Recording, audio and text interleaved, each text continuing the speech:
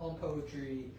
I mean, I try to keep as open and all-encompassing view of poetry as I can, but you know, I have, like every reader, I have my favorites, I have my preferences, and I have a style, you know, and that's sort of, yeah, it probably helps to know that a little bit about whoever you're going to be reading or whoever your teacher is, just to have an idea for what do they like, does it mesh, what can I learn even if it doesn't really mesh with my favorite stuff. Some of my best teachers in school didn't write anything like what I wanted to write or planned to write or even could write.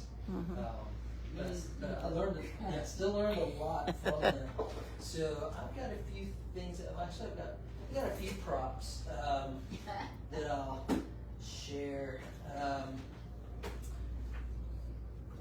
And I've got a handout that I didn't have, my home printer won't quite produce enough for a group this size, but I've got a Word document of this that I can send to Vicki. Okay, and I will send that out. 4 pages. I won't get through everything today, and a lot of it kind of focuses on like narrative poetry. A lot of this handout does, which may or may not be that interesting to you, but to me that's when I presented on that at the Virginia Highlands Festival a couple years ago, and it's an approach to poetry that I think is undervalued a little bit, writing narrative poems, story poems. That's what Right. Yeah, me too. Yeah, it's what I like. When I first started writing as a high school student, a college student, I thought I was going to write fiction. I thought I was going to write, I don't know, Stephen King novels or something like that.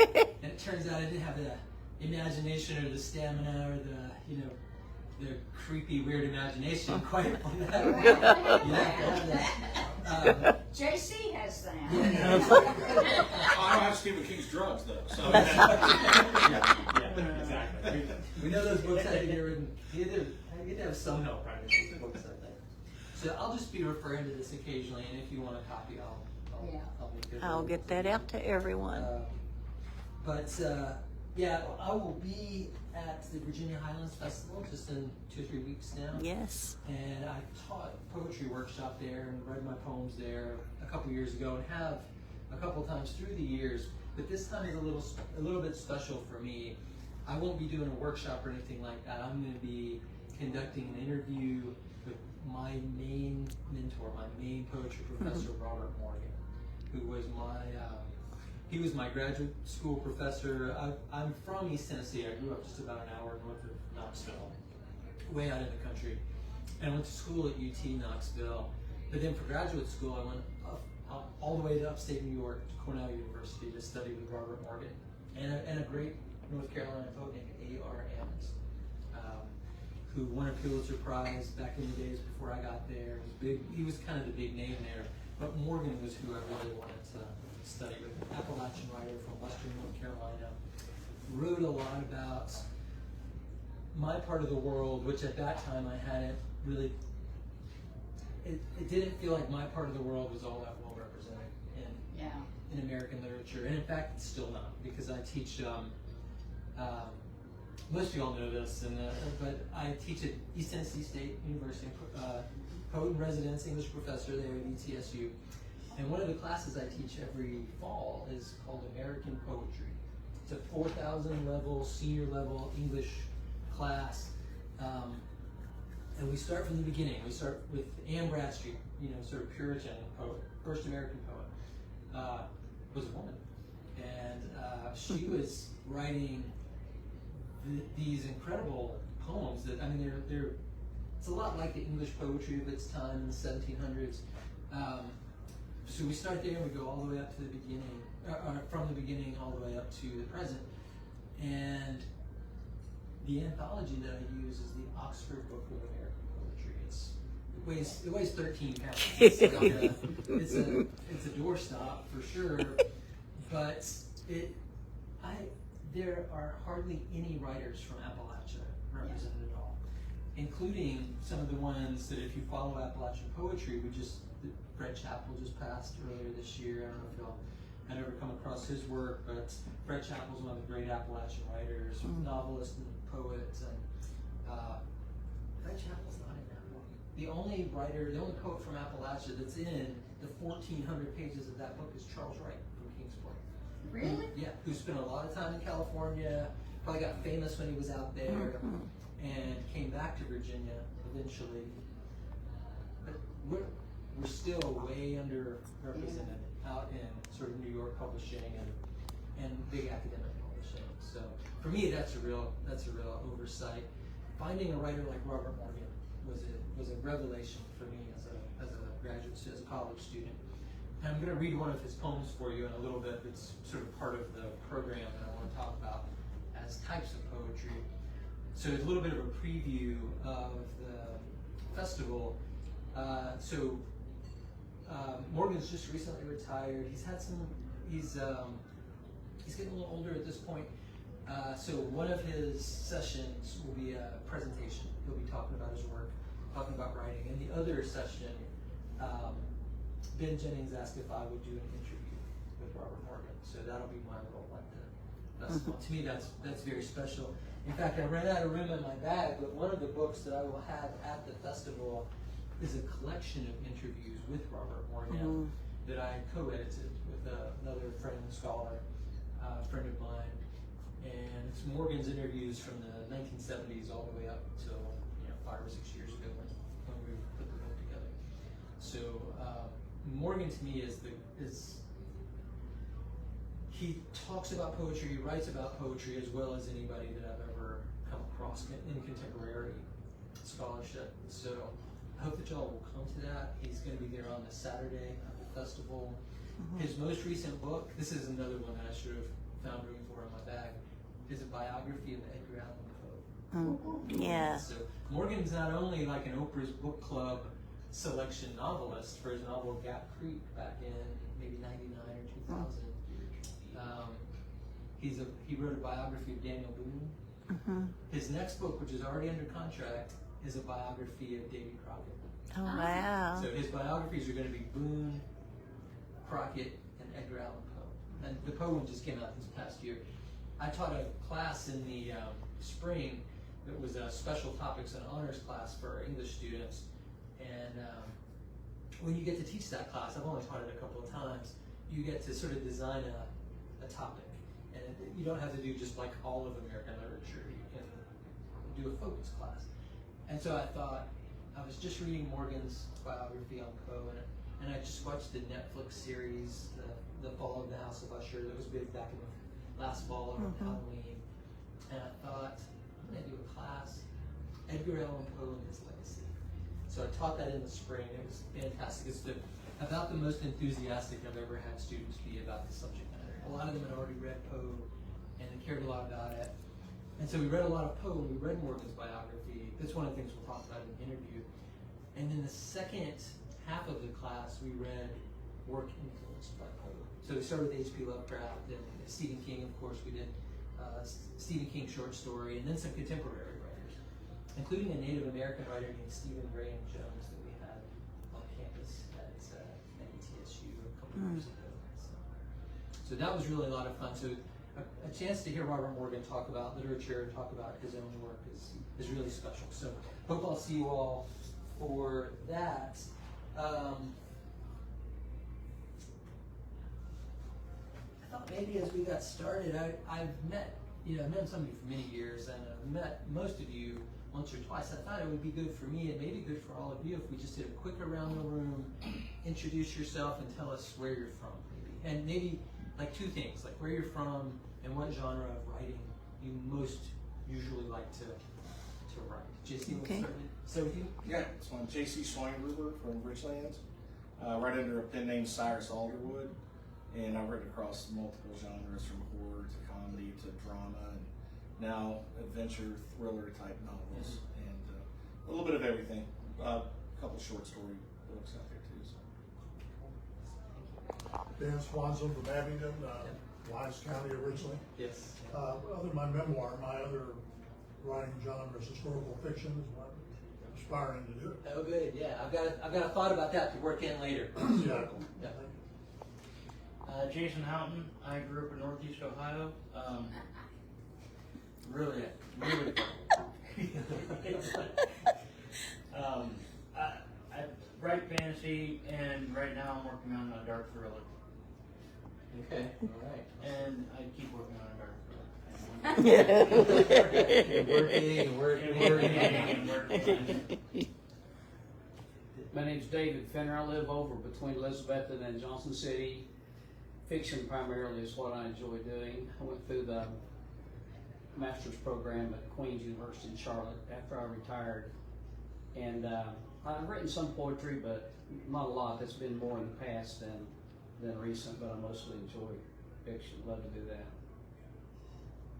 I remember we met on campus. Yeah, I gave you a bunch of I poetry gave you a books. bunch of poetry books. Yeah. I had forgotten where you lived. And when I came in and saw you, I I thought, try not to tell people. when you said that, your last name, I remember that we met on campus. Was it during the pandemic? I think it was, I think it was too, because I think we were all probably had been wearing masks. But thank you for that, by the way. I remember I kept some of those, but I gave a bunch of them to my students who were Good. thrilled. Yeah, great. Thrilled to get them. So yeah, thank you. Cody Hester. I'm originally from Marion, but I live in Abingdon now. And I am mostly writing poetry right now. I'd like to try my hand at fiction in the relatively near future. But I'm about to start my thesis for the master's program through Liberty, actually. So Great. Masters in what area? What? creative writing, master's in fine arts. Yes. Okay. All right. Poetry was That's the what I thought. second. Okay. That's what I thought. Yeah. Great. I'm Linda Hudson Hoagland. I write mysteries, nonfiction, short stories, and poetry, and I write them all the time. And I like to do it. That is the way to do it. All the Yeah. time. It's the only way. Susan Dickinson. I'm originally from Richmond, but I live in Bristol now, and I'm working on a debut novel. It's a historical romance novel. Yeah. Right. Great. Tracy Craver from Saltville, Virginia. I write historical fiction. I'm currently writing the second book of the Bill Thomas's Legacy. Right. Prater from Saltville, Virginia. Are you related to Matt Prater? That would be my son. I've known Matt a long time. I've known Matt as long as I've known most of these folks. So, yeah. Very fine fellow. He's at Bradford this week at a conference. Tell him I said hello. I mean, we were in touch not too long ago about, what was it? Possible fighters. It's got to be something like that, but it hasn't been that long since I heard. But tell him I said hello. Oh, yeah. Yeah. Very fine. I'm Peggy Wolf, grew up in North Carolina, spent 50 some odd years in Oklahoma, and now I'm back to the land I love. Oh, And I work on historical fiction and short stories. okay, great. Yeah, Great. fantastic. All right. You want to hold that? Oh, yes. Now we get Vicky. I'm Vicki Fletcher. I'm from Damascus, Virginia, and I write mainly children's books and devotionals, but I have a few others as well. Thank you all for doing that. It's great to see many of you again, and it's great to meet the rest of you that I haven't met before. I love coming up here for this group. I was telling Vicki earlier that I just happened to catch in the Johnson City newspaper website that the Shoney's had closed. I was glad to see something came along and kept these nice rooms alive and well, even though we have noted as a demerit that the ice cream machine was Yes, yes. everything else delicious. Yes. Bad review. Bad review. Need to bring those ice cream machines back. So when Vicki and I were talking about me coming back up for a meeting, I said, "Is there anything specific, anything special that I should talk about? And, you know, how to do something that maybe is not exactly what I've done before." And she said, maybe just talk about tips for writing poetry and types of poetry. So I did up just a little bit of a list of types of poetry that might be that might not be obvious. I think there are a few things to do with poems that are just kind of like what you do when you think of poetry, and some poems that just like Whose Woods These Are, I think I know. His House is in the Village. So I love poems like this. Robert Frost, I love. Frost might be my favorite poet, actually. And I would not have said that 25 years ago. I would have said, yeah, it's kind of boring. Yeah. Been there, done that, Robert Frost. But then you read him again, and it's like, wait a minute. There's a whole layer of stuff that I was not seeing the first time through. And I will arise and go now, and go to Innisfree. cabin build there, clay and wattles made. That kind of poetry that is memorable, kind of you read it and it sticks in your mind. Mhm. Both of those poems that just popped that I've got here are rhyming poems, and the rhyming poems are much more memorable when you're trying to recite them. If you're ever trying to do, I've a couple of former students that I've stayed in touch with, and one of them was telling me that he memorizes a poem every month. Even still, he's out of school, got his master's degree, he's off doing other stuff, but he memorizes a poem every month. And I said, like what? What are some of your favorites? And he said it's mostly sonnets, like John Keats sonnets, William Shakespeare sonnets. And that rhyme scheme, that metrical pattern, those are mnemonic devices. Those are the things that help us remember. So, I mean, that's one way to write poetry. Now, that's not the predominant way at this point. Most poets, including myself, are writing free verse poems, and they're writing poems that are in a more vernacular kind of voice. They're more like plain spoken speech. Although with poetry, once you start to put it in lines, once you start to break it up and take it out of the long sentence structure, there's something that elevates just a little bit because you're paying such attention to cadence and line breaks.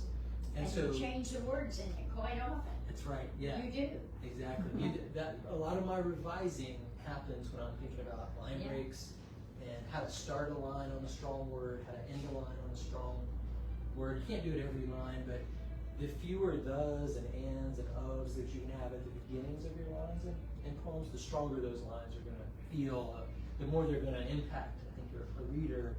So most poems at this point are free verse poems. If you look at a literary journal, if you look at Poetry Magazine, which has been around since 1912, so a long time, most of the poems in there, some of them they don't make any sense at all to me, but most of them are just sort of like free verse. They don't have a rhyme scheme. They don't.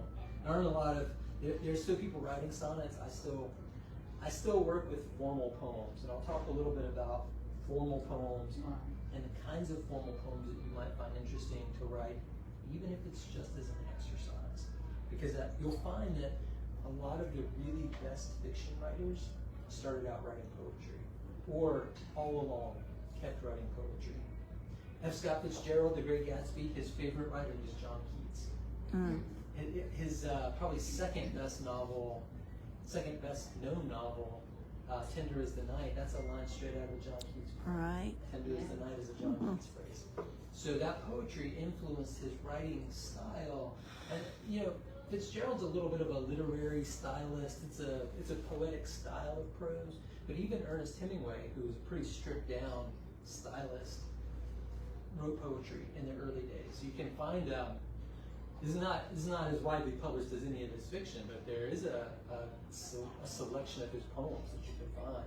They're not that great, really, but they are sort of early attempts at writing poetry. But I think that's how he found his voice as a fiction writer. So even if poetry is not your main genre, working on poetry on the side of your main project, I think, there's a lot of benefits. Poetry is sort of an art of economy, an art of compression. You're trying to do the most with the least. And if you think about some of the forms, like the most memorable forms, the sonnet is only 14 lines. And the traditional sonnet is 10 syllables per line. That's 140 syllables in the whole poem that you have to work with.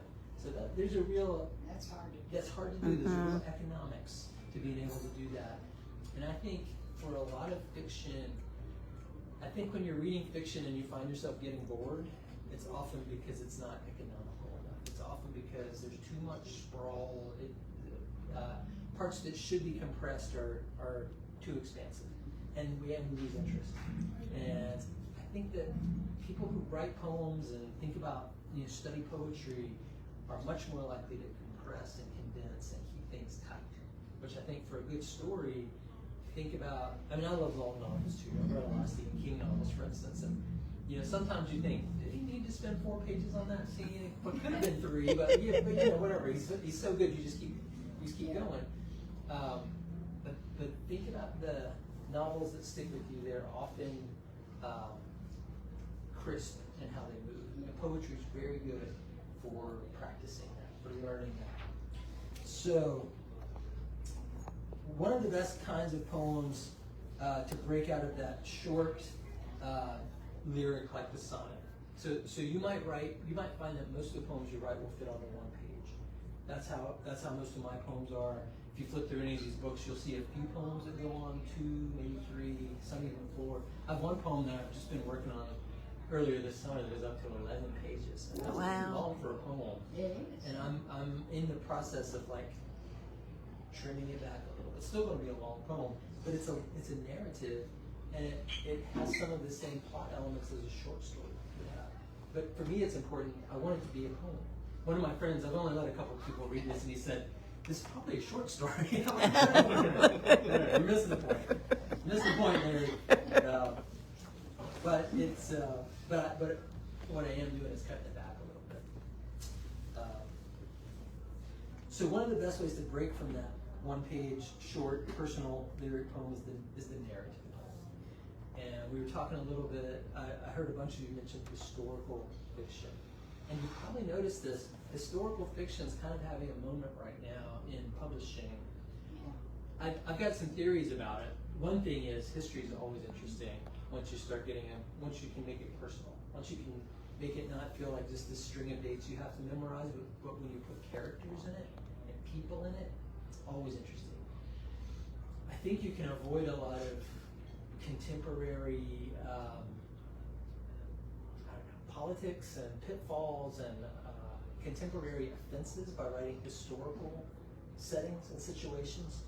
And I think it gives you a lot of freedom with characters to be able to take something that's generally agreed upon as happening, or maybe an alternate history, and work from that time period. It gives you a little bit of a counterpoint to writing the lyric poem that is about the poet's life in the present. It gives you a little bit of historical depth.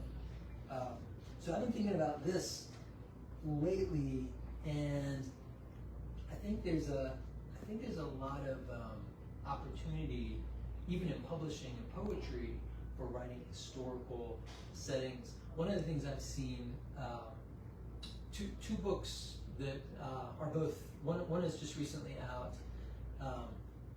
and the other is not yet out, but it's Darnell Arnold. Darnell's going to be one of my favorite people. I just love her, but one of my favorite poets too. She has a manuscript that I've read that hasn't been published yet, but I think is coming out in the next year or so. All the poems are in the voice of Mary Todd Lincoln. Oh, wow. That would be good. It's so interesting, and it's so, Darnell also writes fiction. I think her first book was a novel, actually. So she has this sort of narrative style, even in her regular poetry, but when you put it in a historical person's voice and a historical person's perspective, that gives you a lot of, the research for doing that kind of stuff is really interesting to do. It's a way to maybe give voice to somebody who has not maybe been fully, Abraham Lincoln is one of the most fully examined people in American history, possibly the most, but his wife is not necessarily always been at the center of that story, so often been in the background. So I love this idea of picking a historical figure and writing poems in that voice, from that perspective, or writing sort of third-person poems about their situation. So Darnell has put the poems in Mary Todd Lincoln's voice, and if you were going to do that, you'd probably want to read all you could of her letters or any quotes from history books. You'd want to do a lot of research to try to get somebody's voice like that.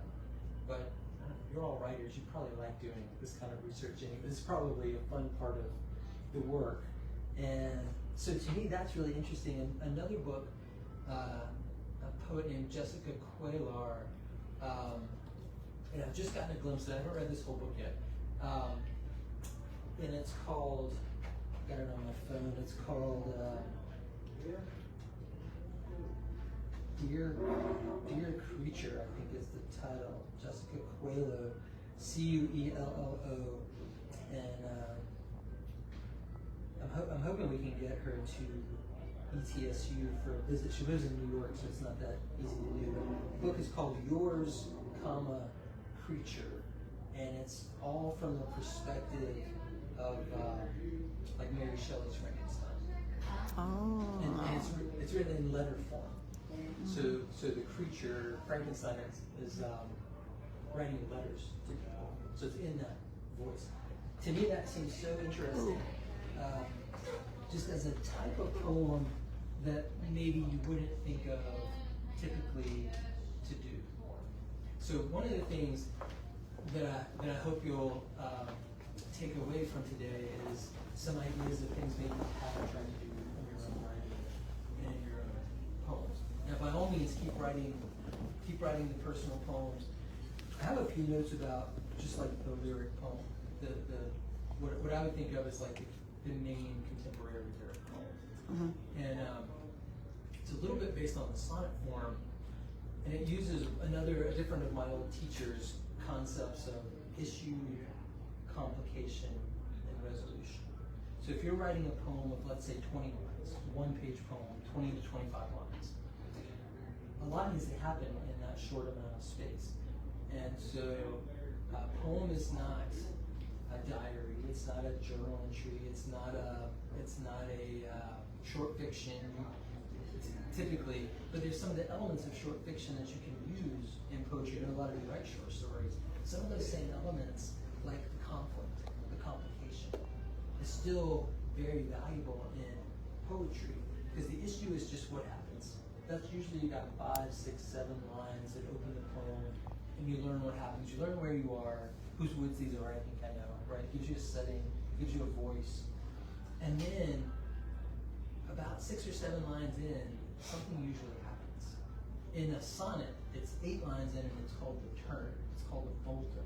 It's where the poem's going this way, and at the volta, it takes a turn and it goes that way. Something happens to either alter the course of the speaker's life or experience, or something happens that contradicts what you thought was happening in the beginning.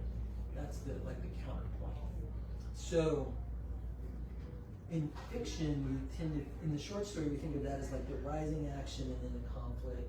And then what's the French word? Denouement, like falling action, where you're sort of getting, the big thing has happened, right? Think of Flannery O'Connor and the misfit. They meet the misfit, and that's the rising action. They're all caught, they're all trapped in this car. And then, of course, the climax of the story happens, and then everything is sort of like on moving toward what in poetry I would think of as the resolution. And so thinking of your short poems in terms of issue, complication, and resolution is a really good way to kind of organize your thoughts, organize your pace through the poem.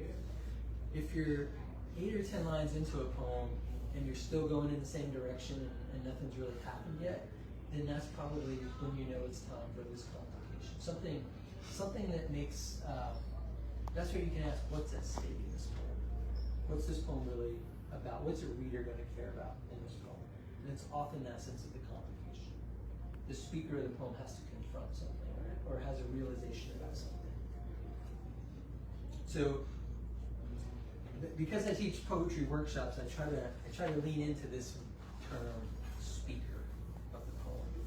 Because for poets, most of the poems we read, we know are autobiographical. We know it's the poet writing their life story. But it isn't always that way. And by sort of leaning into the idea of the speaker of the poem, it lets you have a little freedom and a little flexibility to invent, to not just have to write the personal, the I, the me. So poetry can feel that way sometimes, and you get a little tired of your own, like writing your own story. And most of us aren't that interesting to just keep writing. So the speaker of the poem lets you invent an experience. It lets you invent the same as a fiction writer sort of has license to do. I think that's where the phrase poetic license probably comes from, so that you're not 100% bound. It's different from a memoir. This is why poetry is different from a memoir writer. we had a memoir writer come to campus. Super close up here, sorry. We had a memoir writer come to campus a couple years ago for our literary festival. Actually, this would be somebody great for the Writers' Day. Maybe she's already been here. Shauna K. Rodenberg. Come across her work. She's published one memoir called Kin, K-I-N. And it's I've heard of that. it's really about growing up in a religious cult. That's So it's pretty intense material. But she published it as a memoir, and with big Bloomsbury Press, big New York press. And she told us when she was here for the literary festival that her publisher set up an appointment with her lawyer on the phone. She said it was 2 days. It was 8 hours on the phone with this lawyer, and it was all about protecting the publisher from libel. Because if you publish a memoir, you're sort of saying that you're agreeing that what I'm writing is the truth as I know it to be, and furthermore, everybody else involved that I'm going to write about would agree that it's the truth. And so a big part of the question was, this person that you wrote into this scene, would they agree that this is what happened? Can you confirm that? Would they would agree? Because if they don't agree, it turns out if the people are dead, you can say anything. Yeah. You can write anything about it, but they're still alive. Get that. It's that you're subject to libel, and that's a real publisher's concern, right? Because somebody could say, "I didn't do that. I didn't say that. I'm going to sue you for, this litigation." In poetry, there is no such contract, right? In poetry, there are a couple ways to think about this. And my professor Arthur Smith, who had the issue complication resolution model, he said, if the house that you're writing about was yellow, just make it yellow in the poem. Why would you make it a blue house? Why would you change that? He said because you can start changing things, and that changes the trajectory of what you're trying to write. That changes the nature of what you're trying to write. If it's not if there's no reason to change the detail, then just give the detail as it was. Just say it as it was. Robert Lowell had a line in a poem that went, "Why not say what happened?" Right? Which is to me, like, that's the origin of confessional poetry. That why not say what happened? Just tell it like it is. But on the other hand, in poems, how do you keep from just repeating your own story over and over? And these are some of the types that I want to talk about today. The narrative poem, the historical poem, a couple other that I haven't mentioned yet. One called the ekphrastic poem. Yeah. That phrase a lot. Yep. Yeah. It's kind of hot right now, actually. My students are very interested in the ekphrastic poem. So if you're keeping score, it is EKPHRASTIC. Ekphrastic. It's not exactly like it sounds. So it doesn't look like it sounds, like a lot of poetry terms. It looks totally different. But that is the poem about an engagement with a work of art. The classic ekphrastic poem is a poem about a painting, right? Or a poem about a Beethoven symphony, or a poem about, one of the famous ones is a John Keats poem on seeing the Elgin marbles. He goes to the British Museum, sees these ancient Greek sculptures, and has this revelation about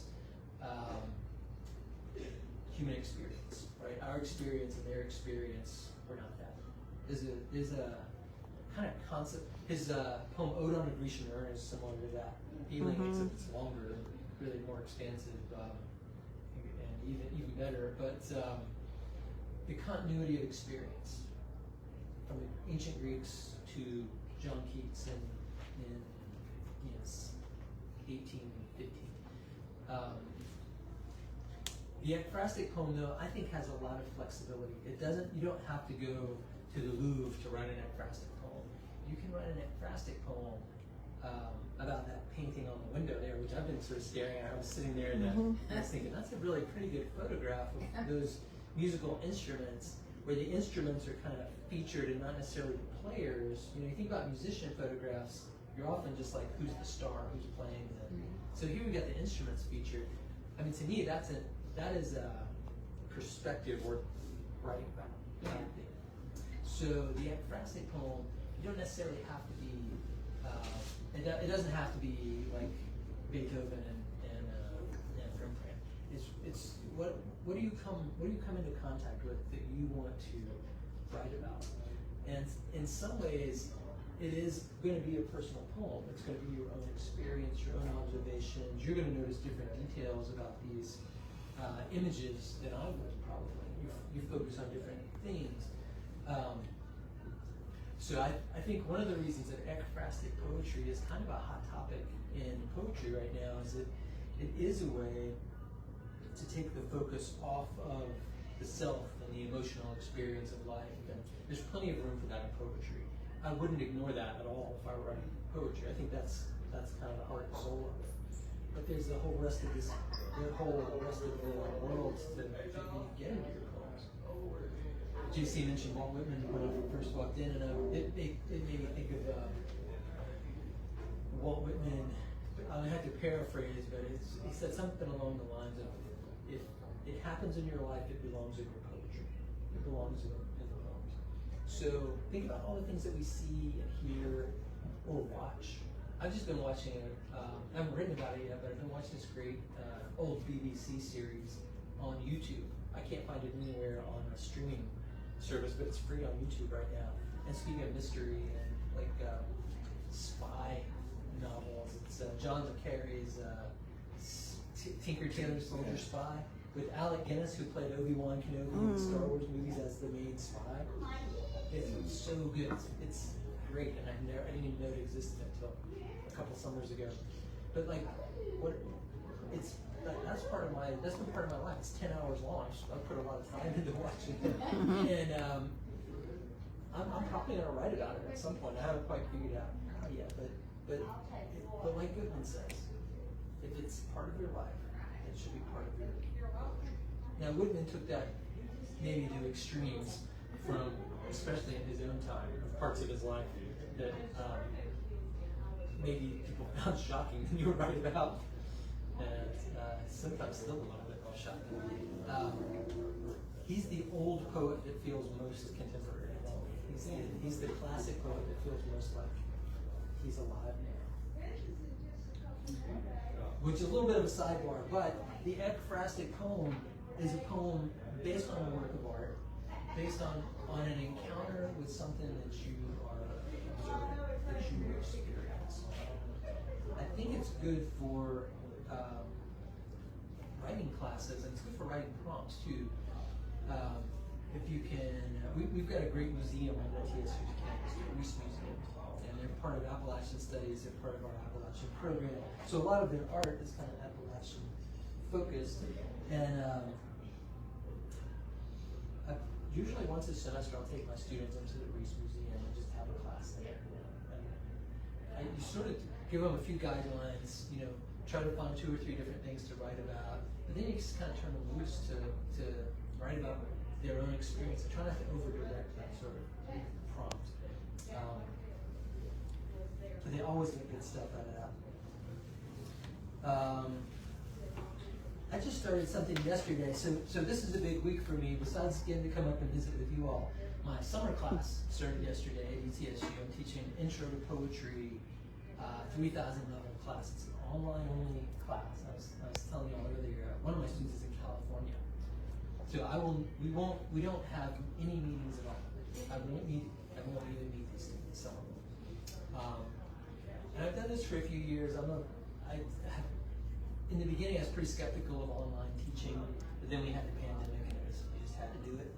And so I learned some stuff, and I learned how to make it better. It's not the same as being in a room together. So that started yesterday, this class, which is a reading, it's not a writing class, but a reading poetry, reading the sort of history of the genre kind of class. And also yesterday, I started a poem a day with a little group of friends I have. And I know I've told some of y'all about doing this before, but let me just, if we haven't gotten to talk about it, give me a few minutes just to sort of make the pitch for doing this. And this room, I mean, you would probably find people in this room to do this with you. I've never tried to do it by myself.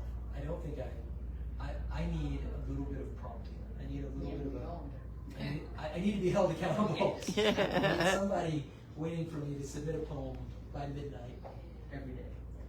And we'll do this for a month. We decided, because it was 4th of July and people were probably busy, we decided we'd start on yesterday, the 8th, Monday after the holiday. And we're going to run until August 9th. It's like that, that's a Friday.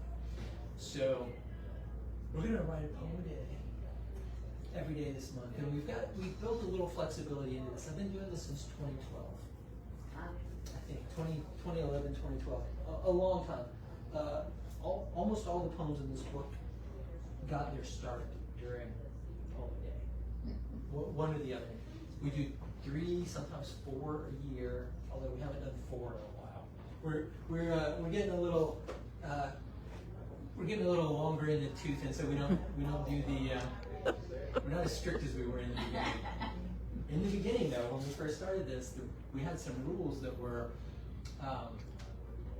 if you didn't submit your poem by midnight every day, if you missed a day, you were out of the group for a month. You were like you just sort of self-exiled. Yeah. You couldn't join back in until the next marathon. So poets are just competitive enough, I think, to not want to be the first one off the island. And so there is a little bit of prompting, like I gotta get, it's a little bit of a race. And I've done a lot of these through the years, and most of the stuff is not that good. Most of the stuff is not going to be in a book ever. It'll be in a notebook I'll throw away at some point. But even that stuff, even the stuff that is not good, and I know it's not good when I'm writing it, and I'm just trying to get a few lines down just to sort of meet the deadline and stay in the game. Do you all have guidelines? I mean, does it have to be a certain length? Not anymore. No. In fact, the last couple of times we've done it, we have agreed that you can submit a paper prose, or because we have one guy who's trying to write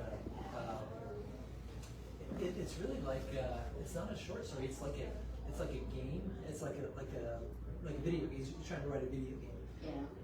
But he's a poet, so his background is in poetry. I think you find this a lot of game writers, a lot of screenwriters also have backgrounds in poetry. And so some of it is the pacing and the compression. 2 of these guys live in Washington State, and so this is all done by email. One of them I've never met, even though we've been in this group for 13 years now. Never met him.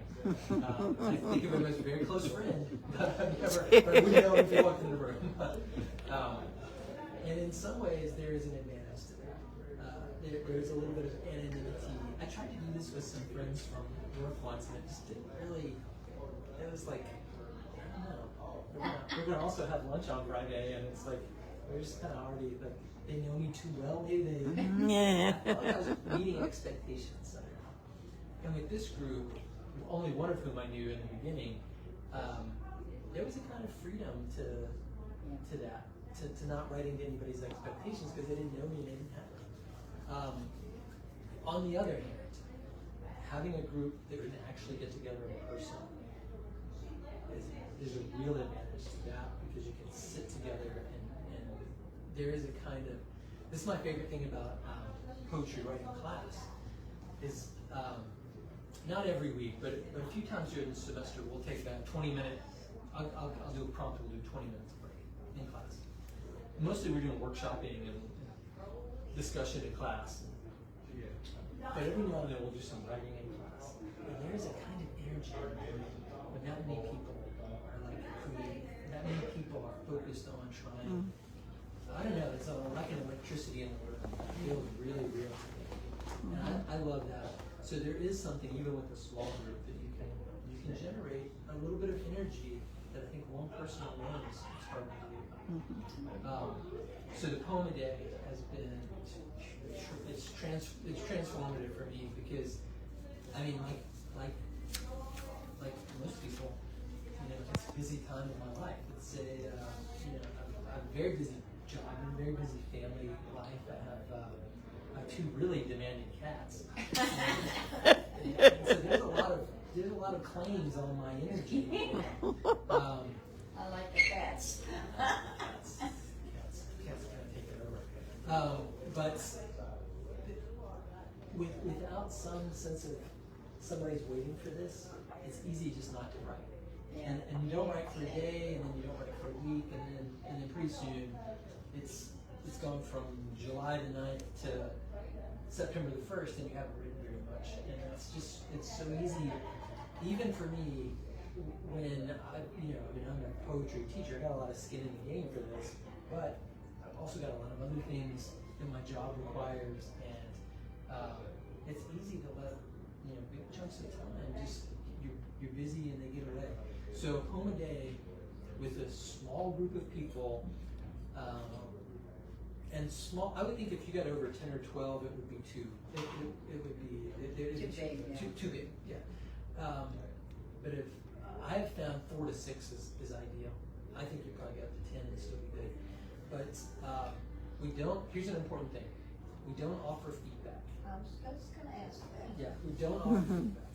And in the beginning, I was a little like, oh, I want the feedback. I need the like reinforcement. But I learned quickly it's not realistic to do that. And work that's brand new, work that you finished at 11:45 p.m. that somebody's supposed to give you feedback on that same day. The work is not even ready for feedback. It's like you need to let it sit. So I found that not doing the feedback, there are other opportunities to do feedback, of course, right? We will sometimes meet in the off months and talk about revising, make some suggestions, but the feedback it takes too much time. It's just the plain fact of it is it's like the whole point is generating new writing. You're generating things that you didn't already, that you weren't going to make time to do. Mm-hmm. And to me, that is the writer's. That is the secret that I've learned probably more than anything is making time to do the writing is the hardest part of doing the writing. To me, it's even harder than like getting the right ending image on the poem, which can be very hard. I'm in the middle of one right now that I turned in last night for my group. That was very hard to finish because it didn't have the ending right. I still don't. But some of the rest of the poem is good enough that I won't keep working on that. But the hardest thing is the time. Is making sure that you make the time and that there is the feeling that somebody's waiting for you. Because most of us, unless you're born Kingsolver, you probably don't have an editor who's waiting for your next book, right? Or maybe you've already signed a contract and you're behind on your deadline. That's one thing. But like for the work that's not written yet, most of us aren't going to have somebody waiting for that to show up on their desk. Only a fraction of published writers have that. Don't you find that your feedback would be way too critical? And it would discourage you from writing altogether? Yeah, for sure. Especially on work that's not ready for it. Right. Yeah. I have to be really mindful of this in class because a lot of what I teach are workshop classes.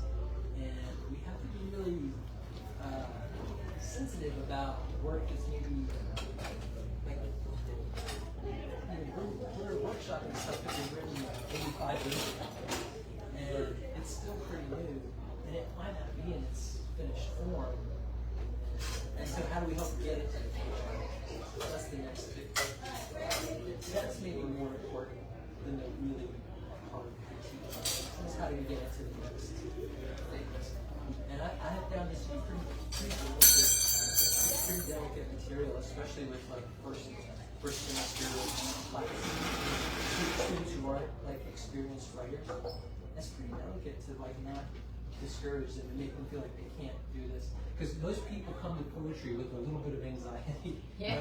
You probably know this. I don't have to tell you this because it certainly was my experience. But I think most of my students also come in with some anxiety about writing poems. They feel like they've read so many poems in school that are either hard to figure out or very old and in a language that's totally unfamiliar. the hardest teaching experience I ever had was when I was a graduate student teaching intro to English literature class, and we read Hamlet. Oh, Jamie. And I was so unprepared for that because I thought, oh, everybody knows Hamlet. Everybody knows that. The outlines of the story, yes, everybody's heard The it. story itself. But once you get into the language, it was so much harder than I was prepared for. I was way in over my head with that, and the students were like, "We don't know." I don't know either. So I also don't know what this means. So there's a part of what I have to do with my classes, but part of what I think we all have to do as writers is tamp down that anxiety about poetry having to be some kind of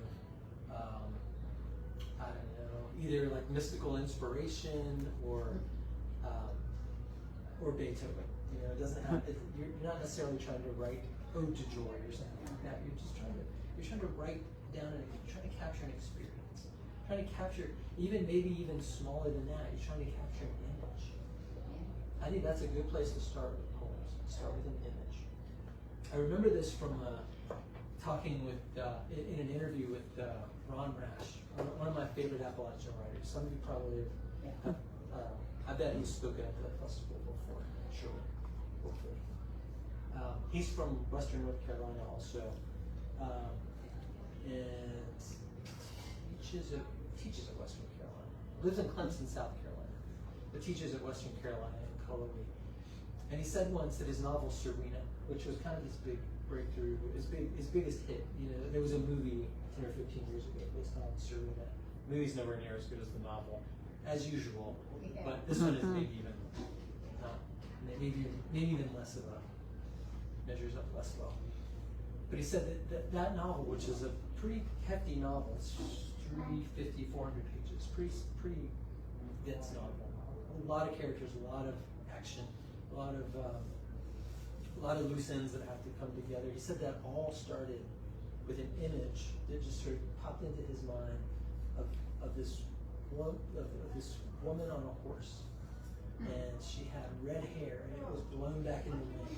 And he said to him, it looked like she was wearing this burnished helmet. It looked like she was a warrior from some ancient time. And that was the image that began, and that was sort of like, that was the kernel of this whole novel that became a movie. That Jennifer Lawrence played this character that in his mind was just a woman riding on a horse. And that's where the image, that's where the novel started. That's where the poems started too. And an image is much less inaccessible. It's much less hard to get your arms around than a whole experience. Just one image, one scene. If you can write that, then you're right. Well, I've been monologuing a little bit. Do you have any questions or any thoughts about any of this stuff? I've got more, and I've got some other things I want us to look at. But any questions or experiences to share? How do you accept your feedback? I suppose that you have some close friends that are poets that you're beta readers, but how do you, when you get feedback, how seriously do you take it? This is a great question. That's variable, I think. This is a great question. It is. Everything I've said up to this point has been like minimizing the importance of feedback, because the first thing is getting the writing done. But the feedback at the appropriate moment, which is when you've sat with whatever you're writing for long enough to give it a second draft, I think. You've gone through it once on your own and fixed anything that you feel like might be wrong with it. Then I think it's time to try to get some feedback. And I do have a few people that I kind of work with who've been with me for a long time. One of them is actually Robert Morgan, and he and I we've been close enough through the years that we sort of do this for each other. He'll send me some poems or a story, I'll send him some poems or an essay or something, and we'll share feedback. Now, typically that's pretty unusual, because you know, he was my teacher and my mentor. So I have some readers, 3 or 4, who are more like they're my age. They're sort of my style. You know, like they're a good match for who I want my reader to be. And after something's gone through a couple of drafts, and I feel like it's ready to be seen, then I'll send it to 2 or 3 of those people. And one of them is in my regular writing group. It's Will Wright. We published a book together a few years ago. I think there's probably a lot to be said for finding somebody very different from you, from their own life, your own experience. That's not really how I've done it. I've sort of gone with people who I feel like kind of already know what I'm trying to do. But I've been in a lot of workshops and I've gotten a lot of feedback, sometimes from people who had no interest in the kinds of stuff that I wanted to write. When I went to graduate school at Cornell, it was kind of known as an experimental poetry school. And my poetry is not experimental. I like to do things that makes one poem different from the next, or one poem different from the last that I wrote. But I don't tend to do a lot of like all over the page line breaks and Yeah, I don't like. yeah, and this is not my taste, this is not my style, not my sensibility. But I did get feedback from a lot of people from whom that's all they wanted to write, and it was sometimes hard because I'd be like, well, I know you just don't like what I do. You just don't like the kind of thing that I'm trying to do. And so, in those cases, I would just try to take whatever I could and sort of set the rest aside and think they're not the reader who's going to be reading my poems anyway. But at some point, you'll find the person who does sort of get what you're trying to do, who does have some critical feedback, and how to accept it, and how to take it seriously, and how to be able to, I definitely don't like the idea of just like whatever feedback you get, you just make those changes and it's fixed. I won't do that. You can't write poems by committee. I think committees get everything wrong always. You've probably all been on committees, and you know they usually make the wrong decision. But something that's as individual as a poem, I think it has to be your final belief in it. But I've made some really good changes to poems through the years based on feedback that I've gotten. That might be, that often has to do with the beginning of a poem, which is a little bit of a hard spot for me. I've always known that I tend to write. One of my old professors said, "You're kind of writing a preamble for this poem." He's like, "Why don't you just start the poem where the actual stuff happens? Like, you don't have to write a preface to the poem." And that's what you do in fiction too. Yeah. So it was hard for me to get, and I know I still do that sometimes. I know I still write like a part of the poem that is explaining what the poem is going to be about. And I've done this long enough. I usually know to take it out. I can usually recognize it myself now, but I couldn't in the beginning. And so that kind of feedback. I have also found that, like, in giving feedback to my students, sometimes I feel like they have all of the material they need for a really good poem. They just haven't found the right arrangement. A lot of poetry is arrangement. You know, what happens first to set the issue? Like, what's the issue of the poem? What do I need to see as a reader to know the sort of, I don't know, in fiction you would think about the who, what, the when, like what puts me into the set, into the scene. And then does something happen to engage the reader? This is the question of what's at stake that I think is really good to ask of your own work, but when you're giving feedback, like what would make somebody who doesn't already know you and like you care about this poem if they just happen to be reading it? Let's say they're an editor for a magazine, right? What would make them care about it? It's because they get lots of poems, thousands of poems in some cases. The big magazines get thousands of submissions. The small magazines usually get hundreds or dozens at least. So, some of it is structural, and I think that's easier to talk about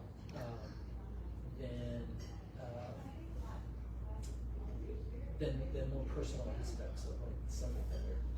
So if you can start with the structural and say, I think maybe the poem is in, what if it began here? What if it began at this point where something is already happened?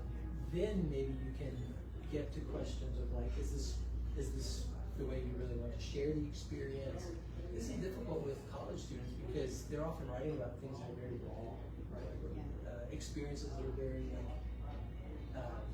emotional. Sometimes that can work against the poem. It can feel like you don't want your reader necessarily to feel like it's just been like dumped on with a bunch of stuff they weren't ready for.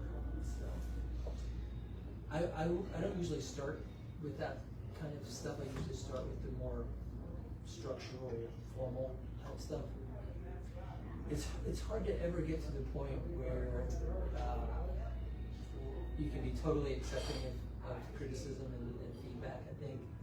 And having some readers that, it just takes time. It takes time to cultivate some readers that you trust and who are going to be, you know they have your poem's best interest. It's tough. It's difficult. I think in the critique group when I went to school, I think that if you have 5 or 6 people in a group, my rule of thumb was that if all 5 people said, Dave, something's wrong here, you need to probably think about changing it. I'd make a note of that and look at it. Doesn't mean I would change it. Yeah. But then if you had one person that said something about your writing and the other people didn't, I would disregard that because I don't want that one person or maybe those 2 people to change the structure of the story that I'm trying to write. It's not their story, it's mine. Exactly. And I know what I want to say. It's not what they want me to say. So I think it is a touch and go situation, but I think if you have one person, it's not that I was arrogant not to think about that, I don't want that to change. And I'm not going to. Yeah. But if all 5 people said something, I think Dave, you probably ought to look at that. I think that's good. I mean, there is a little bit of a consensus if everybody says something that's the right word or image or development, then it probably is time to look at it and think. And this is also maybe the case, like if you're sending work out to literary journals and the same piece gets rejected 5 times, you might think, okay, if it was 2 or 3 times, then it just didn't find the right reader. If it's 5 or 6 times, then maybe I need to think about what's not connecting. Again, with literary journals, we can talk about publishing it later on if you want to, but literary journals, you don't often know who's going to be on the other end. Even if there's like an editor whose name you recognize, that may not be the person who reads your work when it gets there. So there's a little bit of mystery involved with that. And I've worked on enough literary journals as a student and as a volunteer reader to know that some really good stuff gets passed over just because it wasn't read by the right person or there wasn't enough consensus around amongst the editorial group to publish it. So you have to be a little bit thick-skinned and a little. This is why you don't want to send first drafts out too much. You don't want to send out things before you've been able to sit with them. And I tell my students the objective before you send something out is that it no longer feels like it's yours. It feels like you're no longer. This is not your baby that you're sending out into the world now. This is just this is a thing you made, and you're ready for it to go out and face, an uninvested reader, a reader who isn't already invested. Question for you, I guess, as a relatively new writer, and even a more of a novice in trying to do poetry. I'm an engineer by degree, so when I began to look at poetry 3 or 4 years ago, I rushed to the library to how to write a good poem. Yes. Yeah. The more I researched, the more confused I became. Right? And I've also determined I won't be a judge of poetry on my resume long term because I began to get a feeling, rightly or wrongly, that good poetry is like art. It's like what would touch one person may not touch another. Yes. So I'm hoping for some great wisdom today about how to write a perfect poem. Well, you've already figured out a really important thing is that there are a lot of different kinds of writers and a lot of different kinds of readers, and what one reader is looking for in poetry is not what another reader is looking for. And that makes it really difficult because the classic poems that we can all probably pass them around and everybody would say, the Robert Frost poem from earlier. Dylan Thomas, I've got Dylan Thomas in my notes here. Do not go gentle into that good night. I mean, I think we'd said that around and everybody would be like, wow, yeah, that's pretty good. And those are, even sometimes those poems weren't received that way in your day. You know, John Keats, who is sort of thought of as like this Mozart of poetry, like this child prodigy of poetry, was pretty harshly reviewed in his own time. Like he died very young, but the book that he published and the poems that were out there, some of them were really like harshly. A lot of critics did not like him. So, yeah, that is like you'll find a lot of different takes. I didn't bring these books today. I've got a lot of my books from school are packed up right now. My building's being renovated, so half of my library is in boxes in the basement. But books that I will sometimes bring to a workshop include a poetry handbook by Mary Oliver. She died just recently. She's a great poet. But to me, it's the book that I use as our textbook in intro to poetry writing. And there's another one that I sometimes alternate with. Ted Kooser, Kooser. It's called Poetry Home Repair Manual. You know this one? I think this one is really, they're pretty different. Mary Oliver is a little bit stricter in some ways. Ted Kooser is more of a storyteller, more of a, it's funnier, it's a little more lighthearted. But those two books really make a nice complement in terms of like, what do you need to know to start writing poems? What are some of the terminology that will help you feel comfortable getting into writing poems? I have a book in my office called The Poet's Glossary. It's like this thing. Everything that happens in a poem has a term. So if someone breaks in, you can just... Right, so I keep it under my pillow in case I need to throw it at anybody. It's a weapon for sure. But everything in poetry has a term, and I try not to get obsessed with that stuff. I try like you can make it a science instead of an art. And yeah, exactly. And to me, that's just I'm glad to know that there is a term for whatever I'm looking for, but I don't feel like I have to know them all. I don't feel like anybody needs to be like too tied up in the terminology. But these two books, I think, are really they're thin volumes. They have terminology. They have prompts. They have some really good just advice from writers who were U.S. Poet Laureates, Pulitzer Prize winners, but also I find both of these to be accessible writers for like the beginning student, like my students who are taking beginning poetry. These are two books I feel comfortable giving them and saying, we'll start with this. So if you're looking for one or two guidebooks, those two are really, really good. Mary Oliver has a companion piece called Rules for the Dance, and it is all about formal poetry. It's like counting the metrical patterns and counting, like working with the rhyme schemes. And she makes a pretty good case for why that's still relevant in poetry, and why even contemporary poets should think about these elements of the poem.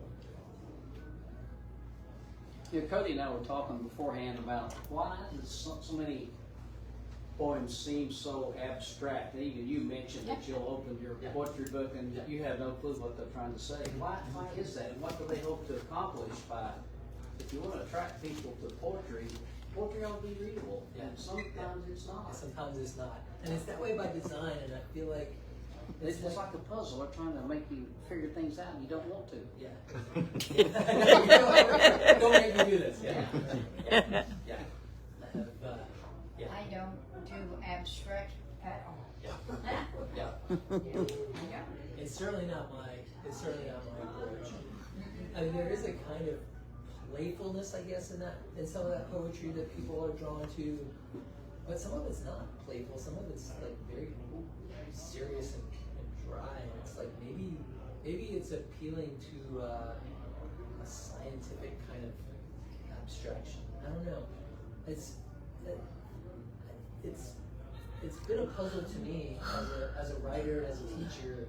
So, I mean, I sometimes have students who really love that stuff, and I'm like, oh, good. There's plenty of poetry for everybody. There's all different kinds, and I'm always a little glad when somebody finds the abstract stuff that they like. Although I've never quite gotten there myself.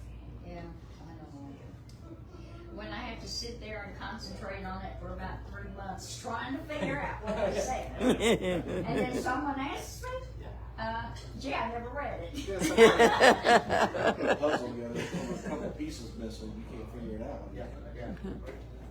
A lot of poetry like that. Can I show you all my prop real quick? Are we getting close to time here? Okay. Let me just show you this because I have found it to be a really good. It's not cigars. Sorry, we're not. I'll do this in class with a workshop day, and sometimes I'll do it if I'm teaching like the Highlands Festival sort of workshop where I'm just with people for one day. We'll do a go around the room and I'll say, pick three at random.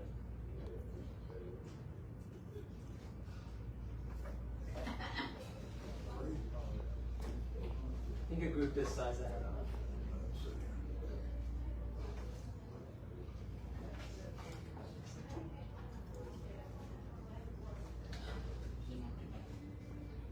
Some of them are a little bit stuck together. All stuck together? Yeah.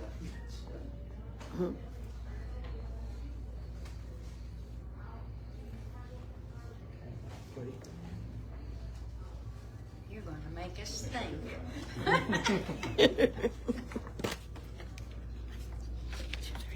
Okay.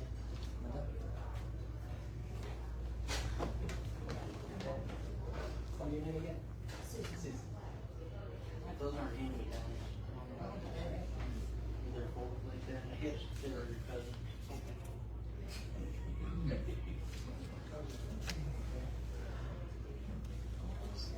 All right.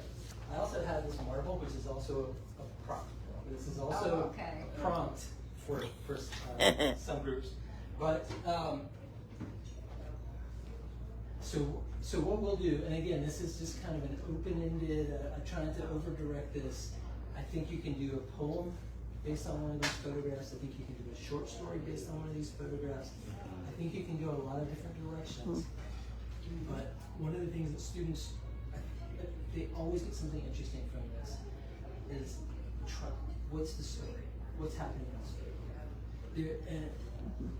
And again, I'm trying not to give too many instructions on it, but a couple different things are what's happening in the photograph. You can write about that. Can you write from the perspective of someone in the photograph and let them tell their own story? And thirdly, can you write from the photographer's perspective, the one taking the photograph? Because every photograph is like an editorial choice, right? What gets in the photo, what's left out of the photo, how wide of a view do you want? What do you like? That photograph is a really distinct choice right there of the instruments, right? Not the players, but the instruments. So I like to keep a little bit of element of randomness where you just pull out three that you don't look at ahead of time. And then if we had a lot of time, I'd let you do it. It's like playing cards. You can swap out. But part of it also is just the look of the draw. Right? You just write about what you get, and you try to inhabit that image. And it brings the writing back to image focus because it's all we've got. So I found these photographs. Most of them I bought all at once from a thrift store in Tazewell, Tennessee, New Tazewell, Tennessee. It's a great thrift store actually. It's called Picker's Paradise. And they were on this Netflix show called Swap Shop quite a few years ago. They're one of the one of the 4 or 5 places featured in that. One of my oldest friends and poetry readers is Larry Packer, who's also in that show for a thrift store, antique store in Johnson City. But I bought these and I go in there pretty often, and the lady was like, "Oh, these are good photographs." She's like, "Why are you buying these photographs of these people?" She don't know. I'm like, "Well, good question. Good question." And I said, "I'm going to use them for writing." And she's like, "I love you. Got to tell me how that goes." And it's so far, every time I've used these, it's gone great because people write surprising things. They write things they didn't know they wanted to write. So I know we're almost out of time. Yeah. If you like this prompt and you like this idea, snap a picture of the one that you drew if you want to write about this. So if we'd started at the beginning with the prompt, we would have probably done 20 minutes, Ken, I'm live. 15 to 20 minutes just to sort of write out the experience that you want to capture from the photograph. So we would use all 3? Well, you could, but I would do one at a time and do like, I had my story for all 3. Me too. See, I had me and my cousin both fell in love with the same guy. Which one gave birth to his baby? Somebody got it. So you'll let us read that one at next month, right? This is going to be an anthology or something, right? I hope so. It's not too late. Is that dear. true, Vicki? Not too late. That's right. You can do anything with these once you get them. I mean, yeah, build them all 3 into one. I can put all 3 If of you're a them. novelist, then you've got 3 storylines. Yeah, you do. Yeah. So I love doing these, and I feel like one of my students thought this was my family. She was like, whatever happened to those 2 girls that were at the lake together? And I'm like, I don't know these people. I have no idea. So I hope that you can take a prompt like this and have a little fun with it too. That would be good. Because writing is often, and poetry is sort of known as a heavy genre sometimes, where you're writing this, personal stuff. But you take Arbor Day and turn it into a murder mystery. That's right. Yeah, right. Somebody pressuring me into writing about Arbor Day. You ever have some we have a group of people, it's like 1 or 2 that doesn't know how to smile? Yeah. Not happy to be there. Nothing more malicious than a bunch of old guys with cigars. Yep. Smiling. That's a mafia. That's a good story right there. Yeah. I would do some fiction with that one. Oh my God. Somebody just got whacked. Yeah. Somebody died somewhere. Right. There's a plot getting hatched right there. Well, do y'all have any questions about anything? Thank you. Thank you so much. Great to see you.